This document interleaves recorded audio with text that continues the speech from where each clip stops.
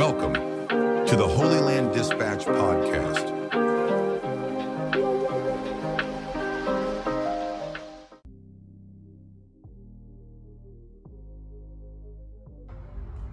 Hello and welcome to this special edition, unedited, unscripted, say the following line dramatically, post 100 of the Holy Land Dispatch podcast.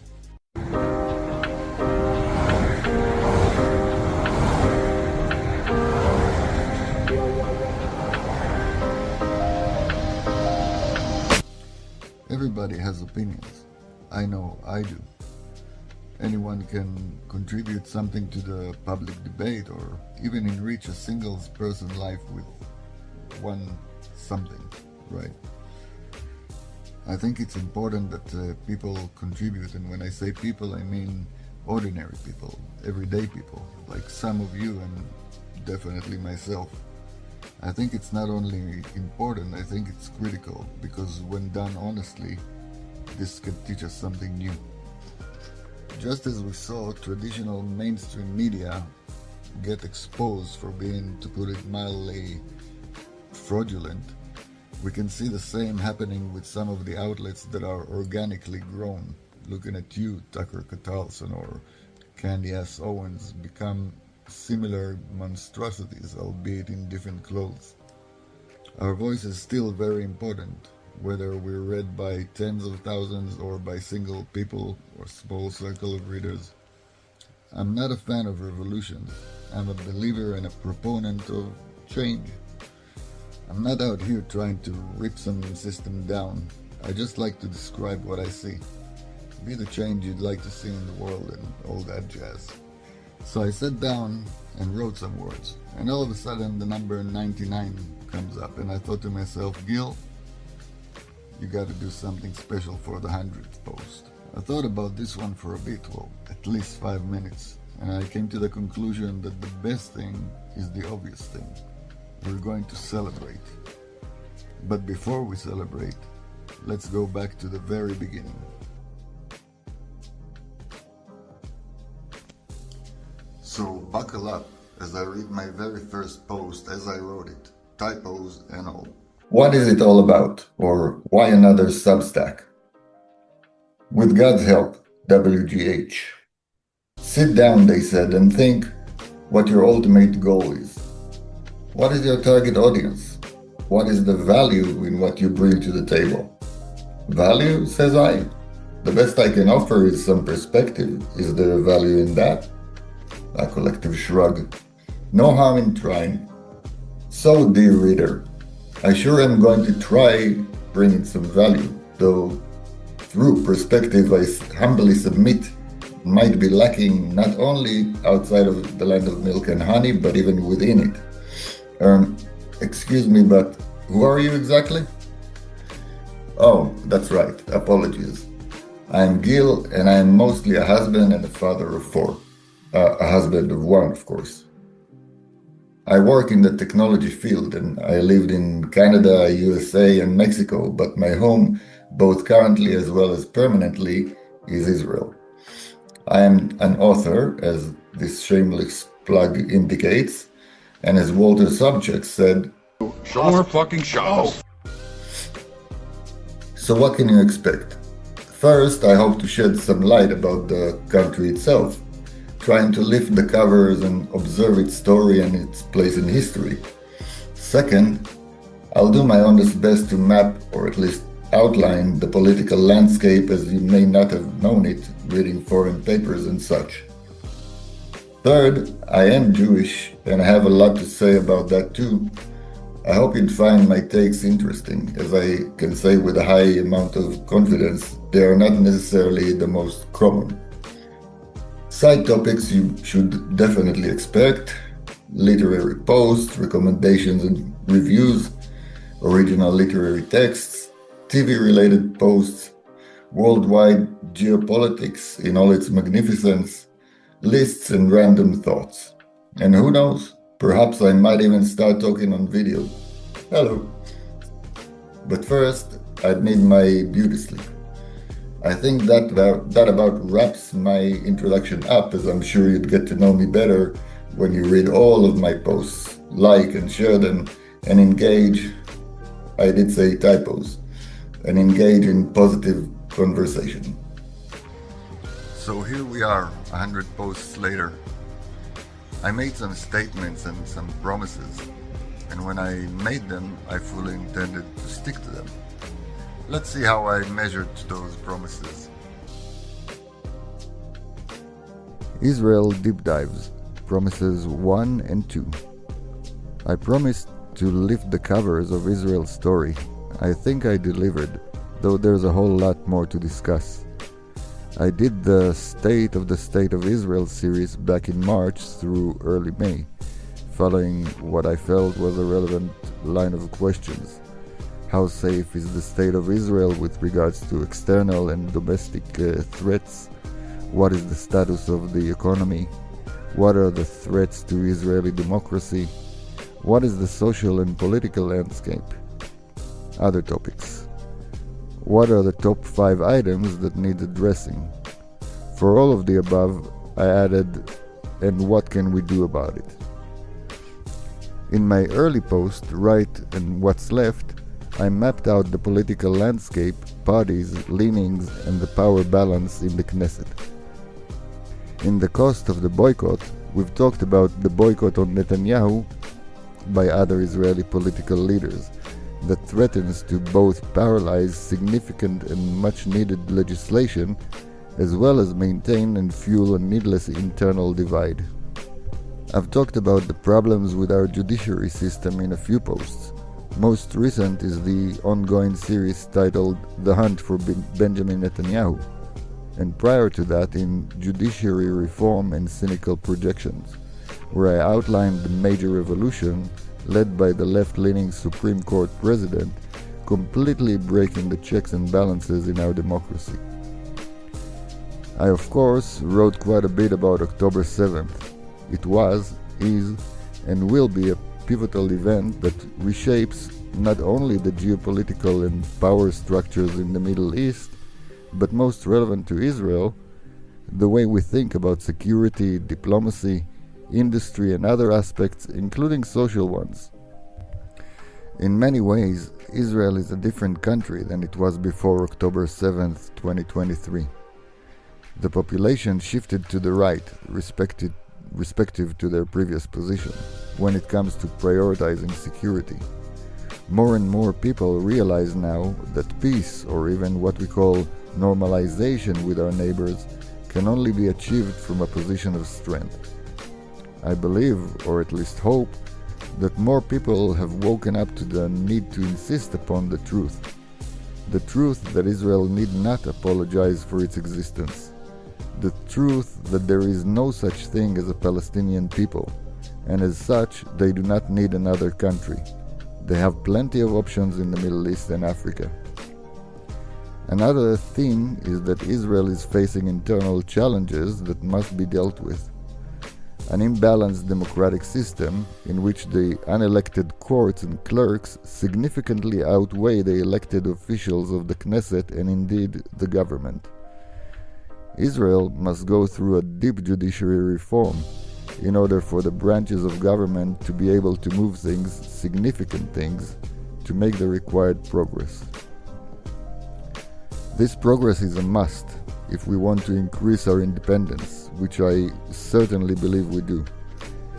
If we want our economy to continue to play a central role in the global field. If we want our society to be ready for hopefully significant immigration in coming years, as well as facing additional challenges. We must also learn to play well with each other with agreed upon rules that apply the same to all. We cannot boycott each other at the expense of the future. I think I left quite a lot to be desired in terms of covering the story of Israel and its place in history. I touched on it mostly in the Be'er Tuvia massacre post and referred to it in other posts, but I feel like I owe you more content on that front. I'll get on it. Uncommon Jewish Takes, Promise number 3. The story of the Torah is a lifelong practice, and some say it takes multiple lifetimes. I did share some of the insights I've learned from really great rabbis as well as on my own. It is my favorite topic, and I spend as much time as I can on learning. To write about it is a privilege which I take seriously. I write on things that I feel fully confident in my own understanding, while there are topics that are no less fascinating which I feel the need to deepen my knowledge of before I write about them with any kind of authority. The first of those was the post titled, "And to Jerusalem your city may you return." One cannot start anywhere more important than Jerusalem, which is the holiest and most central place to Jews, as well as the highest spiritual step one can pray to get to. I looked at some fundamental concepts we all think about, such as rights, in the post titled "Rights Are Wrong," and then in "Virtue versus Measures," we talked about what humans perceive to be subjective truth, if such a thing exists, but are actually dependent on context. We talked about the tools Judaism provides us to protect ourselves from dangerous false utopic ideologies in Judaism is the anti-woke. In the laziness of anti-Semites, I've used an anti-Semitic troll's accusation on my Substack to demonstrate how the Holy Book is used by stupid, wicked men to pervert the message of God. I wrote Who Chooses Who, in which I talked about sensitive issues like the term "the chosen people," and how it is misunderstood by some non-Jews and even by some Jews. In Exodus Every Day, we examine the importance of remembering this apparent single event in Jewish history in our everyday life. We've talked about sacrifice versus victimhood, reflecting on the inevitability and absolute necessity of sacrifice in our life. This is a fundamental principle in Judaism and understood by good psychologists and sociologists alike. Common threads and themes I find in these posts include the love and necessity of truth. Not my truth or your truth, but absolute truth as it is known in the Bible by the name God. The truth is the unchanged, as in something that was true, is true, and independently of any circumstance will always be true. Take for example the commandment, "Thou shalt not murder." Murder was wrong, is wrong, and will always be wrong no matter what. Barbarian societies have accepted murder as a norm, but that did not change the fact that it was wrong. Utopian regimes have murdered millions in the name of some ideology. The fact remains, murder is wrong. Another aspect I hope comes through to you, as it does for me, is the relevancy of biblical lessons to our lives today.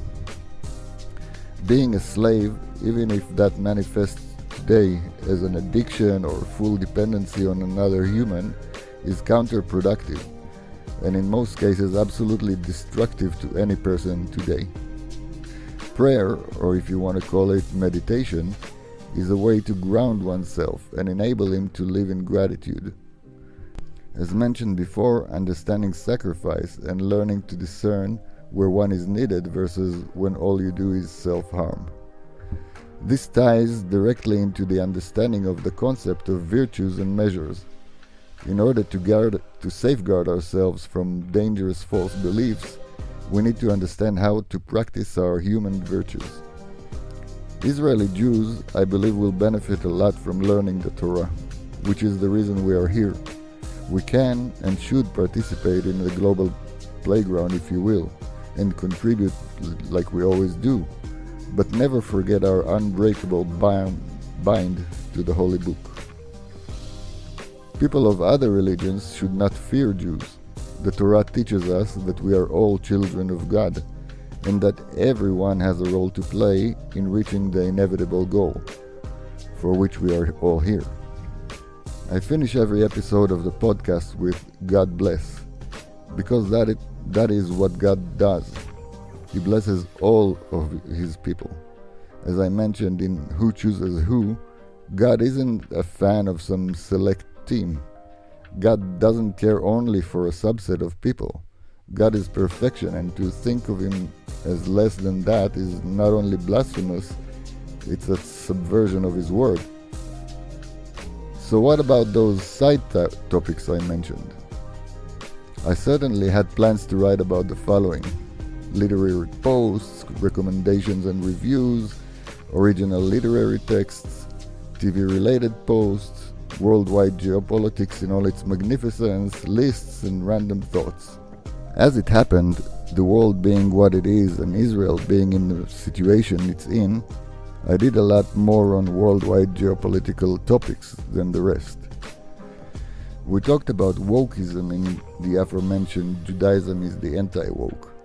We tackled some DI idiocy on LinkedIn initiative in the post titled LinkedIn Presents Doublethink for Dummies. I touched upon the post-humanistic, read demonic anti-humanistic poison that is spewed by way too many idiots in the past few decades in my post Family Matter, which is based on 2 great podcast episodes that happened to go out in quick succession. I've dedicated some of my ire to those feeble-minded world leaders in Keir Starmer, Mark Carney, Emmanuel Macron, and the likes in the post 3 Blind Mice and others. In Sleepy Joe versus the Israeli government, I've talked about the disgusting interference in internal Israeli politics by the worst US administration ever, the Biden-Harris debacle, and how it supported a modern-day blood libel against Jews. I've expressed my disdain for some leftist TV hosts who made and are still making a mockery of themselves, looking at you, John Oliver, Jimmy Kimmel, and others. I've talked about Trump's administration, the way it's presented by said leftist media, and how ridiculous it is. See post, is Trump's USA the same as Hitler's Germany?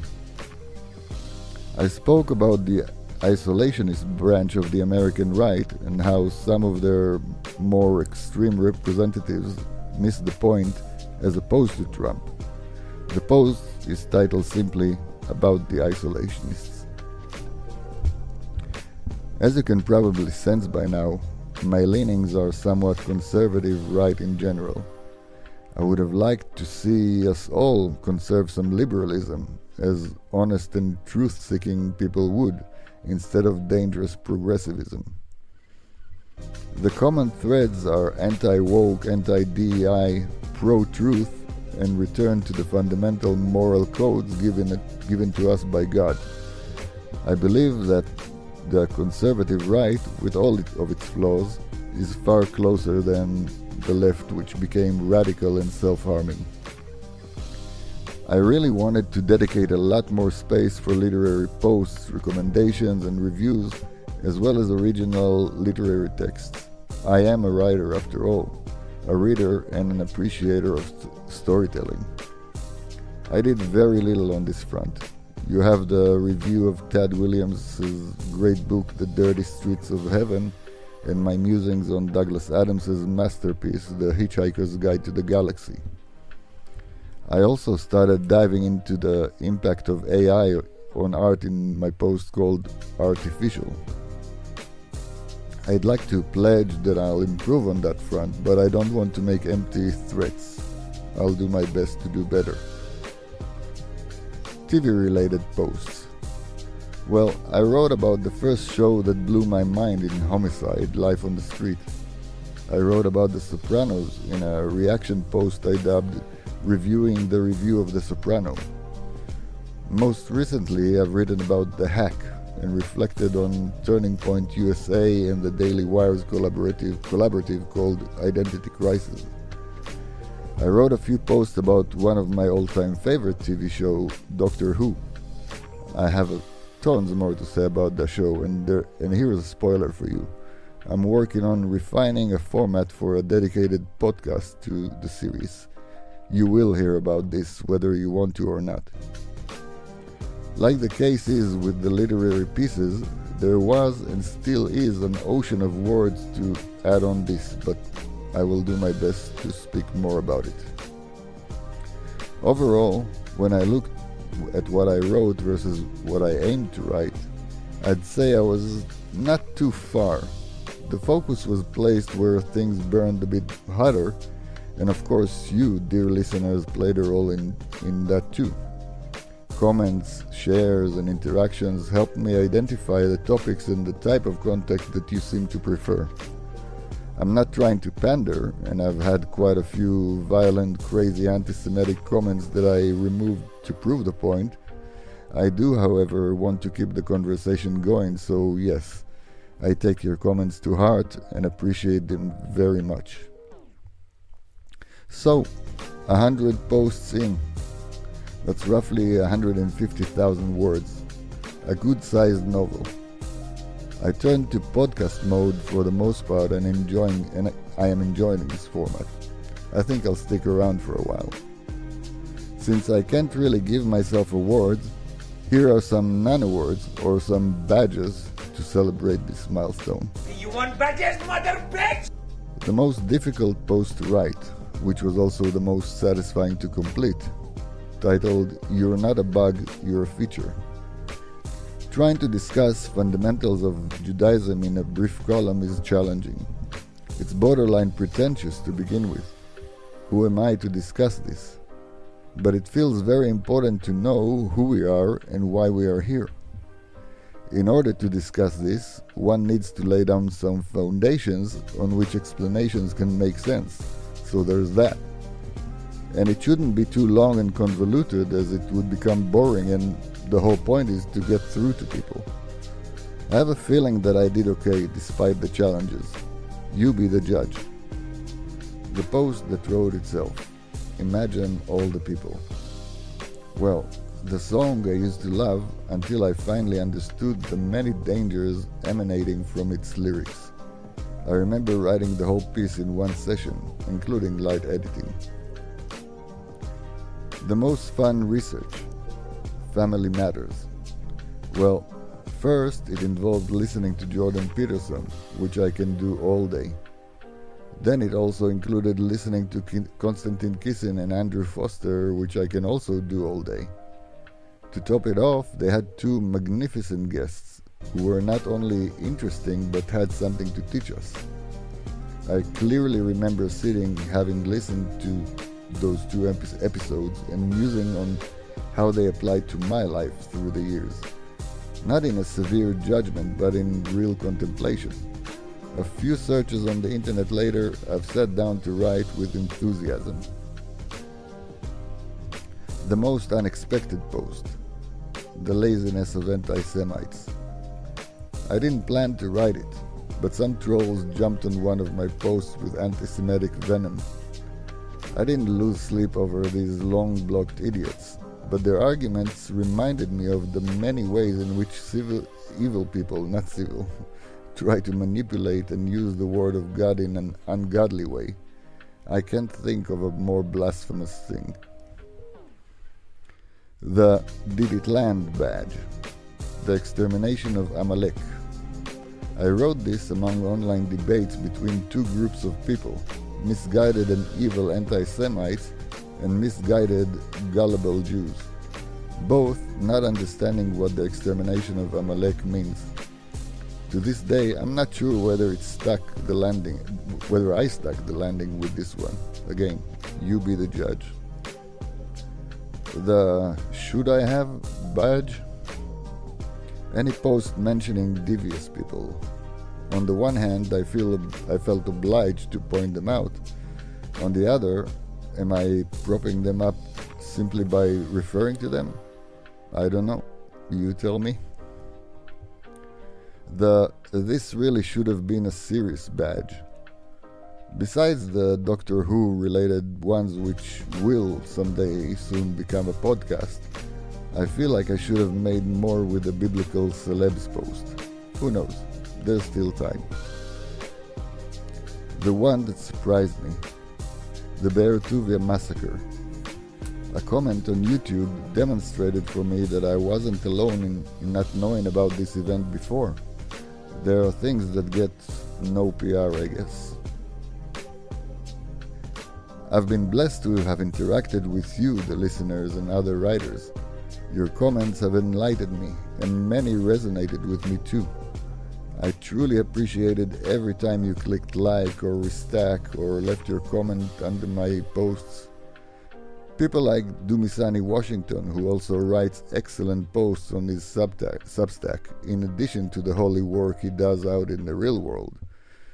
People like E.E. Negron, Emerald, I really hope I pronounced it properly, who should write more often. Talented folks like Dave Bender and Robert Goldman, EKB, Elise Ronan, again I hope I pronounced it properly, Miss MU, Mr. Allah, and so many others I didn't mention, mostly for pacing purposes. You are all awesome. Awesome, dude. You're awesome, awesome, awesome. I do enjoy seeing that notification light with everyone's insights. Substack, for the most part, is still a platform that respects long-form discussions, and thank God for that, because I don't necessarily know when to shut up. Well, folks, here's a toast for 100 more. Until then, please consider subscribing in case you haven't yet, pledging via Ko-fi, as Substack doesn't process payments in Israel, commenting, liking, sharing, as all of that helps me reach more people. Thanks for being a part of the journey so far, and as always, thank you for joining the Holy Land Dispatch podcast. God bless.